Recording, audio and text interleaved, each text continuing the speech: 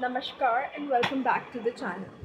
So I am a little bad at dates, so let me just confirm it properly with written material. So this book was first printed in September 1959 and contains lectures given in 1957 and 1958 at the Institute of Neurology National Hospital. So it is around 1940s 50s, so the information that I'm reading out of this book is limited to that era only. We were on the chapter called Clinical Manifestations of Disorders of Porphyrin Metabolism, wherein we had discussed in the last video two topics, namely Porphyria congenita and Porphyria cutanea tarda.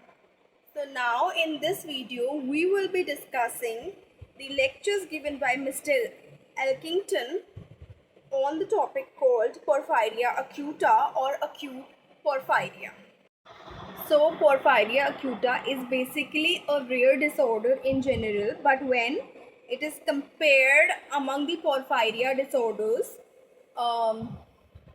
it is one of the most common and most important porphyrin disorders as compared with the other porphyrin disorders. So when the author was giving these lectures, and he kind of collected a review of the past 10 years from the hospital called National Hospital, Queen Square.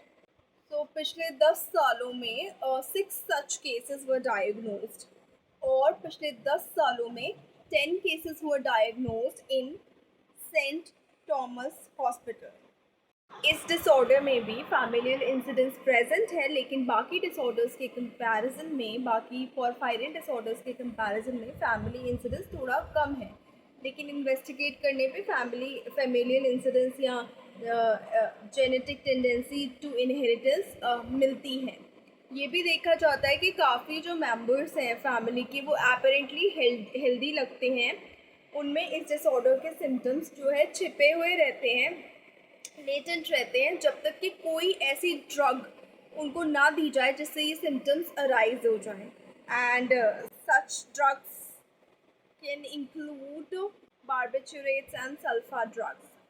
And also this disorder was particularly common in Scandinavia when around the time this lecture was given. इसमें ये भी देखा गया है कि females suffer from this disorder more than males, और साथ में द टाइम ऑफ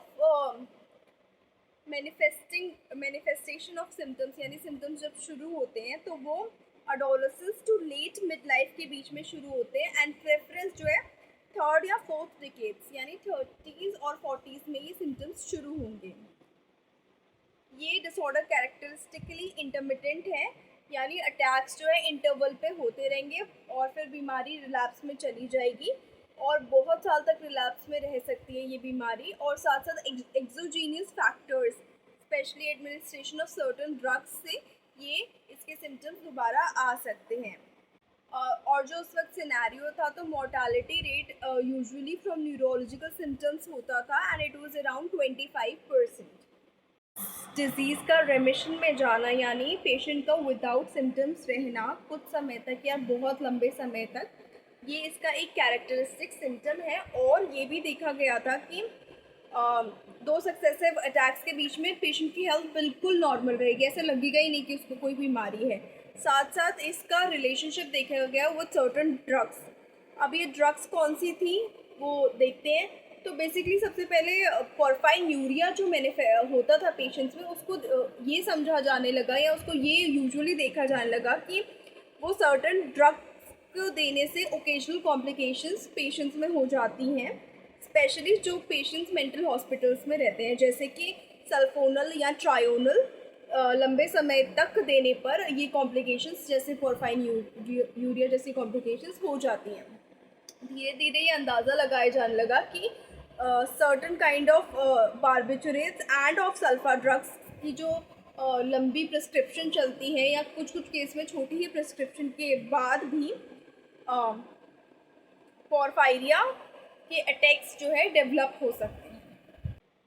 अब जो ऐसा कोई कोई डाउट उनको अब लगा नहीं जब ये चीज़ें डिस्कवर होने लगी कि हो सकता है नॉर्मल पेशेंट्स में भी इनको देने से पोरफायरिया के सिम्टम्स हो रहे हो, या हो सकता है कि इन ड्रग्स को एडमिनिस्टर करने के बाद जो पोरफायरिया के सिम्टम्स दिख रहे हैं पेशेंट्स में, वो पेशेंट ऑलरेडी लेटेंट पोरफायरिया से सफ़र कर रहे हो, बट इन ड्रग्स के बाद पोरफायरिया के सिम्टम्स देखे जा रहे थे प्रोलॉन्ग्ड एडमिनिस्ट्रेशन के बाद, इसमें कोई डाउट नहीं था।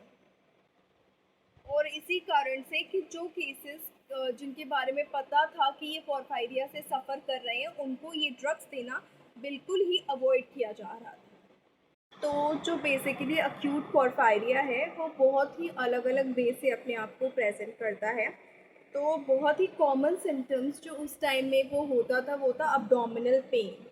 And since acute porphyria has always been a rare disorder, वो अब्डोमिनल पेन कोई अक्यूट अब्डोमिनल इमरजेंसी समझी जाती थी।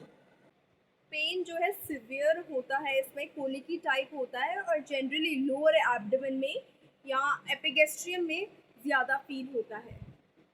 पेशेंट्स में देखा जाता था कि पेन के साथ साथ स्लाइट फीवर भी है, वॉमिटिंग भी है और ओकेजनली ऑब्स्टिनेट कॉन्स्टिपेशन भी है पेशेंट को, और साथ साथ कुछ ऐसे सिम्टम्स भी देखे गए बहुत सारे केसेस में, जैसे dysuria, oliguria and even suppression, मतलब यूरिन से रिलेटेड या तो कम यूरिन आ रही है या पेनफुल यूरिन है या यूरिन पास ही नहीं कर पा रहा पेशेंट जो है। और क्योंकि अक्यूट पोरफायरिया थोड़ा रेयर डिसऑर्डर था और ये अब्डोमिनल पेन एक अक्यूट अब्डोमिनल इमरजेंसी समझी जाती थी, इसीलिए पेशेंट्स को ज़्यादातर सर्जरी वार्ड में एडमिट कर दिया जाता था। और सबसे जो मिसडायग्नोज होता था वो अक्यूट अपेंडिसाइटिस का होता था। ऐसा लगता था कि उस पेशेंट को अक्यूट अपेंडिसाइटिस है जिसमें ऐसे सिमिलर सिम्टम्स होते हैं, और आगे का ट्रीटमेंट कई बार उसी के अकॉर्डिंग कर दिया जाता था। और जो इसके डिफरेंशियल डायग्नोसिस या इसकी वजह से जो मिस डायग्नोसिस होते थे वो बेसिकली थे leaking gastric ulcer, intestinal obstruction या फिर कोई एक्टोपिक प्रेगनेंसी फीमेल्स में। इस स्टेज में जब कैथेटराइजेशन करके यूरिन को ऑब्टेन किया जाता था, यूरिन को बाहर निकाला जाता था ड्रेन लगा के, तो फिर ऑब्वियस नहीं होता था कि ये अक्यूट पोरफायरिया है, क्योंकि तुरंत वो रेड चेरी कलर में नहीं बदलती, उसको यूरिन को रखना पड़ता है, सनलाइट से एक्सपोज करना पड़ता है, एक एसिडिक यूरिन होनी चाहिए, तब जाके वो चेरी रेड कलर में टर्न होती है, लेकिन तुरंत निकालते ही नहीं होती थी, इसीलिए बाकी जो डिफरेंशियल डायग्नोसिस को ज़्यादा तवज्जो दी जाती थी। जो अक्यूट पोरफायरिया के केसेस डायग्नोज होते थे उनमें से 1/4 ऑफ पेशेंट्स या जो अक्यूट पोरफायरिया जैसे सिम्टम्स प्रेजेंट करते थे लेकिन डायग्नोज भी किसी और चीज़ से हो जाते थे, उनमें से 1/4 ऑफ पेशेंट्स जो है सिग्निफिकेंट हाइपरटेंशन से सफ़र कर रहे होते थे without any other evidence of long standing cardiac और किडनी डिजीज़। ऐसे पेशेंट्स में जो इन सिम्टम्स के साथ आते थे एब्डोमिनल पेन के साथ, उनमें बहुत जल्दी एक्सप्लोरेटरी लैप्रोटोमी कर दी जाती थी, यानी ऑपरेट कर दिया जाता था और कोई अब्डोमिनलिटी पेट के अंदर नहीं मिलती थी, ऐसी कोई फ्री फ्लूइड वहाँ पे नहीं मिलता था, और इस वजह से कोई इमीडिएट एक्सप्लेनेशन उनको नहीं मिल पाती थी कि एब्डोमिनल पेन क्यों हुआ है पेशेंट में। बहुत बार ऑपरेट तो नहीं किया जाता था, लेकिन ये सोचा जाता था कि इसमें कोई और डिजीज़ होगी, तो उनको बार्बिटूरेट्स और सल्फा ड्रग्स दे दी जाती थी और धीरे धीरे उनकी यूरिन पिंक टर्न होने लगती थी, जो कि फिर पता चलता था true nature of the disease कि इसको अक्यूट पोरफायरिया है और कोई डिजीज़ नहीं है। सिम्टम्स क्योंकि सल्फा ड्रग और बार्बिटूरेट्स से अक्यूट पोरफायरिया के सिम्टम्स जो है प्रेसिपिटेट होते हैं, लेटेंट फॉर्म में भी होते हैं, तो वो अराइज होते हैं। So the lectures on acute porphyria in this chapter or the porphyria acuta in this chapter are yet not over. लेकिन मैं अगर सारे लेक्चर्स एक साथ आपको बताऊंगी तो ये वीडियो बहुत लंबी हो जाएगी। तो अब इसके आगे के लेक्चर्स हम नेक्स्ट पार्ट में कंटिन्यू करेंगे। So thank you so much for watching this video. Please like the video, subscribe to the channel and hit the bell icon and share the video. Thank you so much. Take care.